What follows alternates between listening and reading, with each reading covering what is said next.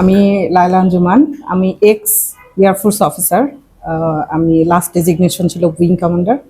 আমি বিভিন্ন দেশে বিভিন্ন জায়গায় এয়ারফোর্সের বিভিন্ন ঘাঁটিতে কাজ করেছি। আমি আফটার 20 ইয়ার্স আমি ভলেন্টারি রিটায়ারমেন্ট নিয়েছি। আর আমার যেহেতু ফ্যামিলিতেও কিছু রিকোয়ারমেন্ট ছিল, সেই কারণে আমার রিটায়ারমেন্টে আসা। আজকের এই অংশগ্রহণটা আসলে কি মনে করেন যে ইমোশনাল ইন্টেলিজেন্স এই বিষয়টাতে যুক্ত হওয়ার কারণটা কি, বা এটা আপনার জন্য কি সুফল বয়ে আনবে? আচ্ছা, আমি একটু নতুন কিছু জানতে চাই। আমার পড়াশোনা করতে ভালো লাগে, ডিফারেন্ট টাইমে আমি ডিফারেন্ট কিছু পড়ি। মেইনলি কখনো যদি আমার কোনো কিওয়ার্ড পছন্দ হয়, একদিন আমি পড়ছিলাম ডার্ক কনফিডেন্স কি, তারপরে আনকনসাস বায়াস। তো এই জিনিসগুলো আমি ওই অনলাইনে সার্চ করে করে পড়ি। তো দেখলাম যে এই জিনিসগুলো হচ্ছে সামহাও ইমোশনাল ইন্টেলিজেন্সের সাথে কোরিলেটেড।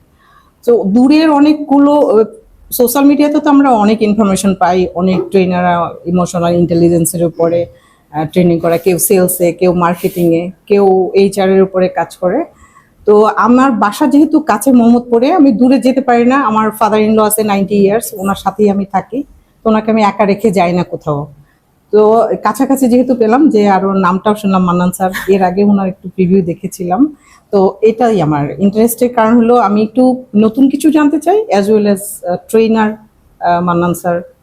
ভাবলাম যে কিছু তো নতুন কিছু পাওয়াই যাবে, এই সুযোগটা কাজেই লাগে। অলরেডি আমি নতুন কিছু কিছু পেয়েছি। অসংখ্য ধন্যবাদ আপনাকে। Thank you.